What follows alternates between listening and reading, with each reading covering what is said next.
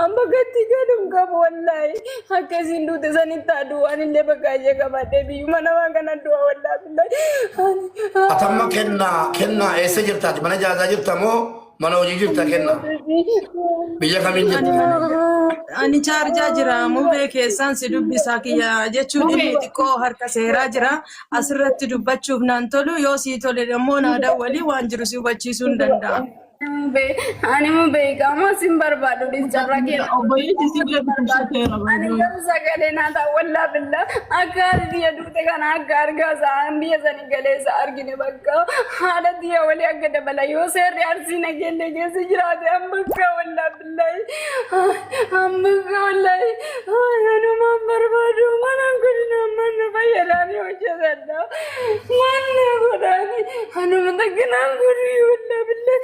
Maltu malte mubekiya maltu malte ana alima kana way muting goda alima kana biya isini Dubai jirti Dubai blok matargat kushina araba ke sada bata jirti obbolesi si hada ajjese obbolesu mani secho hada ajjese kukkute guyya me qamboda renfi hada mana ke sa argame inni to anno serar ka gale jira arsina gelle jirti jundi jedhamu kana biloo godhaa jalabbu jibbisiisaa xira agana injirtu boodi tarras jala kanaafu haala kukkutee ajjeese mana mootummaa dhaqee qiisaa jira atattamaan oolee tumbulin akka ajjeefamu akka sabaatti qofatu hin ta'in akka gandaatti qofatu hin ta'in akka namoomaatti Itoophiyaa guutuu irratti ka'ee namni kun akka fannifamu tun taane kukkutamee kan ajjeefamu irratti hojjechuu qabna. Inni siin barbaadaa jirtu namni haadha koo ajjeese kun haati koo akka qophaan qabbaramne innis hojjinnaaf qabbaramu jetti. Nummoo atuu mana madaamii keessa jirta. Madaamiin erga iqaamarraa hojjette guyyaa ji'a lama madaamiitti dawwalee kee dawwaleetti ilaasee yaadaraa madaam akkasitti nuute haati an ilmoo ollaati na qorattee jechuudha an ilmoo ollaasiiti habaatu baatee ofitti fudhannaa jennaan an biyya biraan jira yeroon dhufe dubbannaa jette sii kafallee fudhannaa jenneen amma madaamin gaa dhufuun si nafu waan dandeenyu sappoorti gooneeni keessumaan yookiin namumti jabaan tokko cufuu sin danda'a namni rabbeen isaa laafise birrii qaama madaamin amma isin jettu waa'ee qaamaa waa'ee maalii dhiisaati akka namni kun mana seeraati akka jalaan gadhiifamnee fi akka inni ajjeefamu barbaadde garamitti dubbanna mee dubbadhaame nalkaa badadha orta ummaa isii rabbiin haa araaramuufi argite ka isiillee obsa rabbiin haa kennuufi ala aliisi akkuma ati jette ka namni bira dhaabbatan namaadha kunoo isii nama bootaa hamtuu jirti miira hamaa keessa jirti isii miti nu uyyuu wallaa anuun ammaan tana dhaga'ee miira hamaa keessa jira rabbiin dhiiga haadha isiillee haa baasuufi nu beekun waan keeriitii ni gargaarraa si waliin jirraa irra dhaabbannaa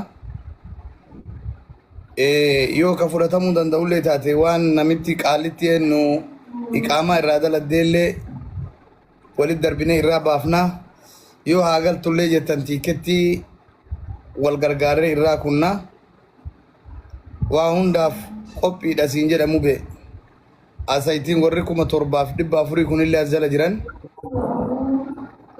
rabbiin keeriyaa kennuufi waan kun siriyaas keessiidha waan hadhaa boru jedhanii miti so akka irra dhaabbannu qophiidha siin jedhamu bee gara jirutti nu oofi.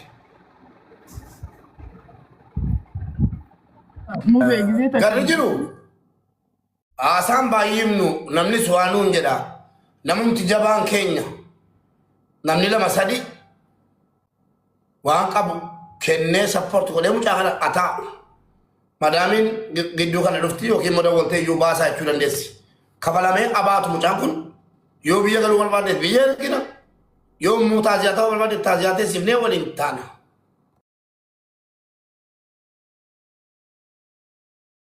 malee reyaala dhibba diraama dhibba asirra taa'ee funaanaan jiru dhiifama naa godhaati yoo nama qabaanne jabaa qabaanne nurraa godhuuf. Sisiileen achuma jira dhukkubsatee hospitaala jira ofiin beeku egaa waan kana dhaga'ee booda jechuudha obboleessi Sisiileen achuma isii bira jira na fakkaate Dubaayii dhukkubsatee ofiin beeku obboleessi isii egaa waan kana dhaga'ee garaa isiitiinis ijoolleen nama sadii kaasa jiru. Ajjeesoo rabbi isaa ajjeesu sunillee garama isaaniiti. Garama isiitti ka ajjeese mana hidhaa jira sun waan jiru. Maa sammuu dhukkubamoo akkamitti ajjeese?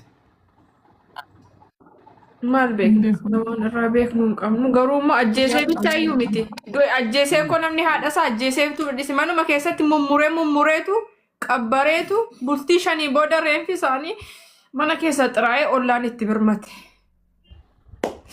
kun ko leeyyatti jedha wallahi nyaata mana kaayaa fi jetteetiin hin deemteeti barhaati tun nyaata ilmi kiyyanarraa beelahee nyaata kennee fi dhufaa jettoete siin dhuftu. Wayita isii manatti argate quqqurxee ajjeesee namni sammuu hin qabne eegareeffa ajjeese booda akkamitti awwaaluu akkamitti quqqurxeetiin mana itti cufee biraa deema yoo sammuu hin qabaatiin akkamitti kana yaadachuu danda'e. Quqqurxeetiin ajjeesee mana itti cufee guyyaa 5 booda eegareeffi ajaa'ee namni naannaa maaltu ajaa'ee reeffaraan manaa baasan duuba eegasi mana hidhatti harka kennateedha. Tokkoffaa mootummaan Itoophiyaa waan kana murtii ilaalessaa ta'e akka nama hundaa fakkeenya ta'utti mucaan kun gadi bahee rashanamuudha qaba. Itti aanee immoo ilmaan tana sadanuu galchanii yookaan akka isaan boqotan gochuu yookaan immoo biyya namaatii biyya isaaniitti osoo maraatanillee biyyuma isaanii keessatti tola. Namni marti waan akkana kana dhaga'ee sammuun isaa sirrii ta'anatti fakkaatu. So namni martinuu waan kana irratti gahee keessan osoo baatanii immoo jibochaa immoo hin ergina.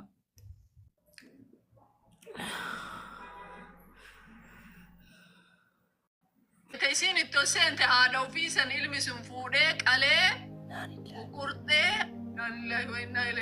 mana keessatti itti cufee biraa bahe haadha ofii reeffi guyyaa 4 mana keessatti ajaa'ee guyyaa 5ffatti ajaa ollaan ajaadhaan argee mana bane wayita mana bane reeffa haadhaati harkaa duun isii irraa ciccire inni mana hidhaa seene wanni nuti amma barbaannu maadaamiin isii immoo hanga angaafa deebi'utti anima intala tana gadi dhiisu eegame fiizaa irraa dalageechi alamaa jedhame amma wanni nu barbaanne tokkoffaa mucaan kun haa ajjeefamu viidiyoo dalagaa isin martinu yoo dhuguma godina Arsii keessa seerri ka jiraatu taate haa ajjeefamu mootummaa waan kana dhagahee ejjennoo du'aa akka irratti fudhatu viidiyoo nu dalagaa mana nama maraa keessa footoo isaa laxafaati viidiyoo dalagaa akkuma inni ajjeesisanitti haa ajjeefamu takka lammaffaa intalti tuni maraataa jirti.